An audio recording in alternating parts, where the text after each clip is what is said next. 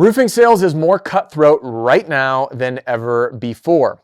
And despite what you've been told or sold by sales trainers, there's more than one way to close a roofing sale. And that's why we put together this brand new compilation video for you to teach you my Filetminan Close. It's my go-to in most situations, the biggest mistakes to avoid when closing sales, and what to do if homeowners are giving you the sign that they're not quite ready to move forward. So enjoy this video, watch it all the way through, and share this one with your team. Be a hero, because the tools that you're going to develop from this video are going to turn you into a closing powerhouse. Enjoy. In this video, I'm going to be showing you the top 3 closing mistakes that so many people make unconsciously and how you can avoid them. First thing is connecting with your prospect, building a relationship and not jumping straight into business. I'll give you an example. Hey, would you like a cup of coffee? Oh, I'd love one. Hey, taking up the kind gesture, because what do? Someone, if I walk into their house and I say yes, that's an act of friendship, an act of a relationship, and I might even compliment them to start to connect and build rapport. Beautiful kitchen, by the way. Love the backsplash. So that's the first thing that people often overlook, is they'll jump right into things, and then they go right in like they're here for business. But you can't do that. Connect on a human level. A great thing, if someone offers you something like a cup of coffee or water or beverage, always say yes, even if you don't want it, because it's a very deep connection that happens subconsciously when someone offers you a drink and you accept it, because that's what friends and family do. So take a few moments to develop that rapport and connect with your prospects. Brings me to number 2, and that's not drawing questions out. So many new salespeople specifically, and even sales reps that are seasoned, they'll spend all this time delivering the presentation, delivering the pitch, and getting really aggressive on getting their 2 cents out, right? But you got to slow down. Does this all make sense to you, Mr. Homeowner? Any questions for me so far? Great. Now, with everything I've covered, does everything all make sense? I know this is all new and it's a lot of information to take in. Pause every now and again, because if you're not drawing those questions out, what you're doing is the opposite. You're pushing them back in. And that brings me to number 3, the most important of all. And what is that? Asking directly for the business. Not, what do you think about it? Is this something you like? Do you like our company?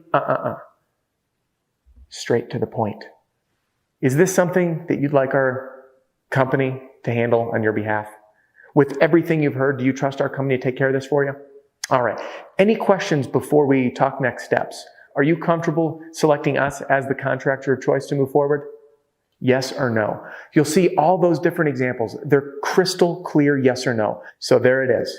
Those are the 3 common mistakes that people make with closing that by becoming aware of, you can stop and fix very easily. When I ask for the business, if we end up getting derailed with questions or with a not yet, and they're thinking about it, most people do what? Leave the house. So they learn the close, they're like, well, I tried. I said, hey, which option's best for you, a check or direct deposit? Well, you know what? We need to think about it. And then they're like, yeah, what is it you need to think about? And then we go through conversation like, okay, cool. Well, I hope you guys have a good decision-making process. See you later. Because guess what they couldn't do?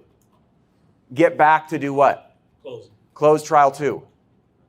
Close trial 3. There's a fallacy in sales training. Close hard, close early, close often. Why?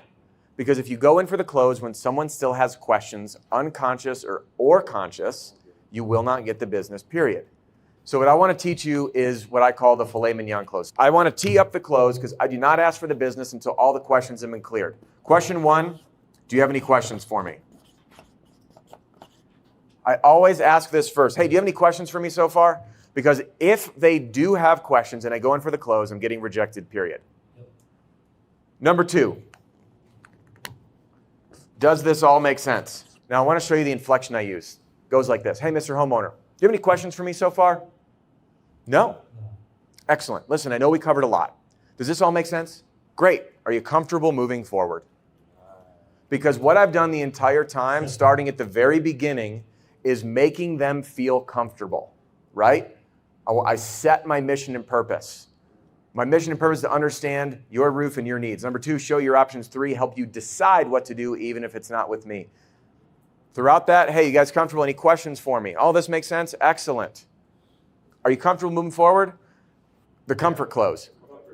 Yeah, are you comfortable moving forward? Okay. Now, here's the cool part. This is a closing technique that stands on its own like filet mignon. Because the homeowner says, not quite yet, what about our pool? How are you guys going to protect that? Hey, you know what? We're going to do X, Y, and Z, all that. And then I reset from the beginning. Mr. Homeowner, do you have any other questions for me? No. Excellent. Does everything make sense? Yes.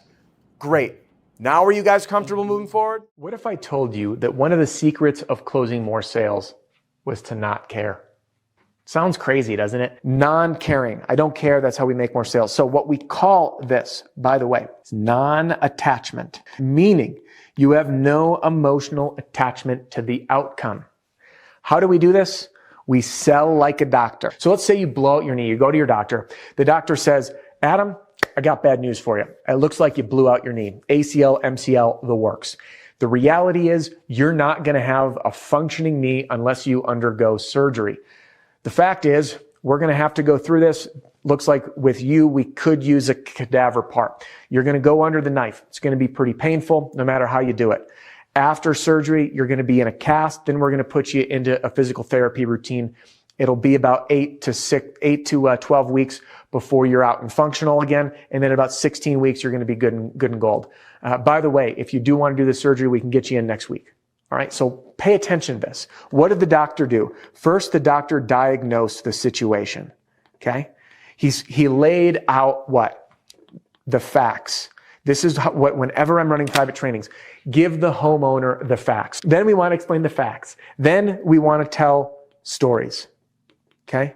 All right, so the doctor diagnoses, explains the facts, then the stories. Then from there, he'll prescribe the solution, all right? So what you need is this, or you go in, you got aches and pains, here's a pill, right? But first they're gonna diagnose, explain the facts, tell the stories.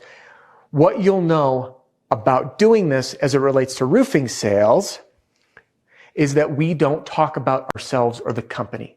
We explain the situation with us removed. What does this do? This non-attachment, this educational sales experience builds a tremendous amount of trust because you're not inserting yourself and forcing yourself into it. Better products, better service, better warranty. We're not selling them a roof without guiding them through the process to need a roof. When we sell like a doctor, we develop a tremendous amount of trust. Through the facts in the stories, we create all the need. The money is what comes when we start selling, which is why I teach to overcome the deductible or price objection straight out of the gate using a level of non-attachment. Next, when we use this level of non-attachment, we can use very powerful words like you be the judge. Hey, whether you work with me or someone else, all right? If you turn and walk away, you will be amazed when you have that level of non-attachment and you stick to your guns and you stick to your principles, you stick to your values, you know what needs to happen to give them an amazing experience and to do business above board. What happens is that customer realizes something. Your confidence speaks to them because they know that you are committed to doing things right. So you can now use non-attachment by not caring what the outcome is to have a higher close percentage, give a better customer experience, develop trust, establish the need, overcome the money issue, and rake in those deals. So in this video, I'm going to be breaking down tie-downs.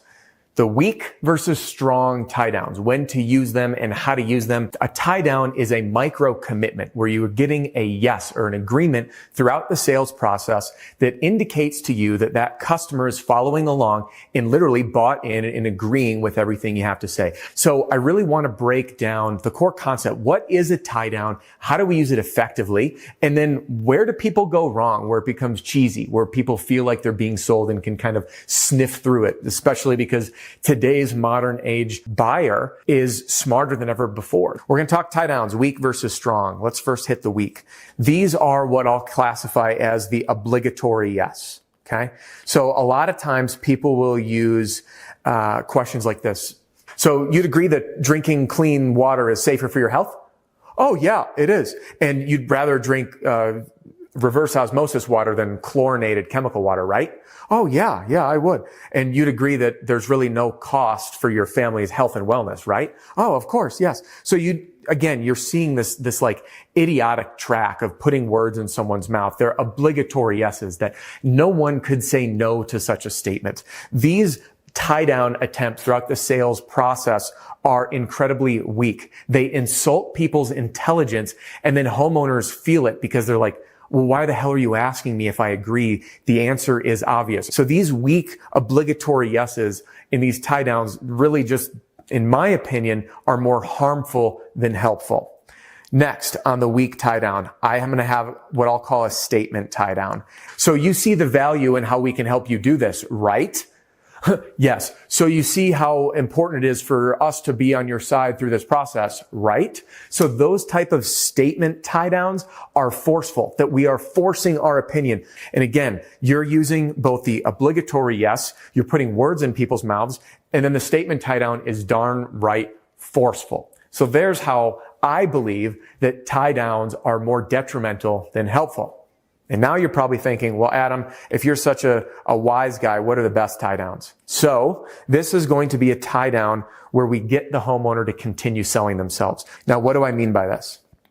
I'm going to show you an example. So if I said that in a water filtration sale and I said, I would love to not have to go to my fridge, instead of that tie down saying, so you'd like clean water, right?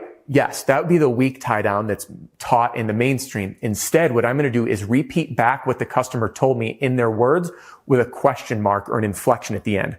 So you'd really love to drink out of the sink and not go to the fridge? Do you see that? Do you know what's going to happen? The person who hears that, it's an invitation to elaborate without even thinking twice. So to wrap this up, what you need to do is listen very closely for the exciting thing, that little emotional spark that flies from the customer, that they get excited about. Wait, you can handle the whole insurance process? Wait, we get a brand new warranty? Wait, we can pick a new color? Anything that gets them excited, you get to lean into. Rephrase it as a question with an inflection, and watch as that customer continues to sell themselves and give you more and more information that's going to help you just dial your presentation to exactly what they want. Here is how you close indecisive people.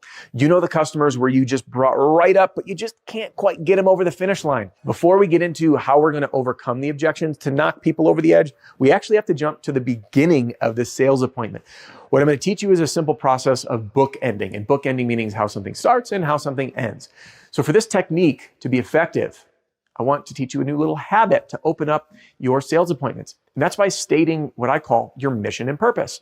So Mr. Homeowner, before we get started today, my mission and purpose is 3 things. Number 1 is to understand your roof and your needs. Number 2 is to show you your options. And number 3 is to help you make a decision even if it's not with me. Now, once we go through our presentation and our whole spiel, let's say at this point we are right up on the edge. We have that customer that gives you the objection.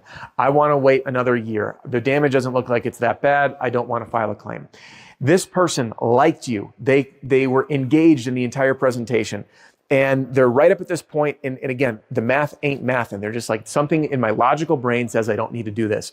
So what we need to do is just take a shift away from emotions for a minute and dive deep into logic. What we're going to do is an exercise with this homeowner called the worst case, best case scenario. First, we're going to acknowledge, reassure, and overcome the objection. So Mr. Homeowner, listen, I understand that you don't want to move forward on your claim. Sounds like in your mind, hey, the damage isn't that bad. Why would I go through this? And let's just see if we can get another year out of the roof. By the way, same applies for storm and retail. So Mr. Homeowner, as I mentioned in the beginning, I said that my mission and purpose was to understand your roof and your needs, show your options, and again, help you make a decision even if it's not with me. So to fulfill upon that mission and purpose, what I'd love to do with you is just outline 2 things. I'm going to grab a piece of paper right now, sit down with the homeowner, and say, let's outline the worst case scenario, or all the cons, and the best case scenario of doing this, and all the pros. I want to hear from you where your thought process is.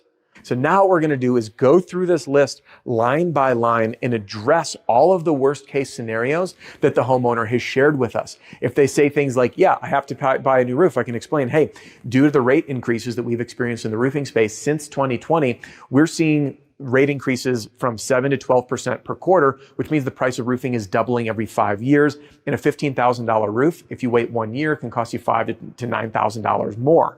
And interest rates are going pretty much nowhere but up. So if we do this today or sooner, you're going to end up saving $5,000 to $9,000. Would it be worth $5,000 to $9,000 for you to get another year out of your roof? And again, most people with a brain are going to say no. I'm going to go down one by one and then move on to the pros, or the best case outcome. And you feel free to add in cons first and pros. What you don't want to do is only add in the best case scenario. You want to add some cons to them, even if they didn't voice it, so you can then tackle those. And I just gave him enough of a different perspective to push him over the edge. So that's what the worst case, best case scenario is. And it's so important that you write it out with them. Make the list. Don't talk through it. Write it all out and address them one by one. Closing is a lot more than just tips and tricks. It's a psychological dance. Learn how to master it in this very next video.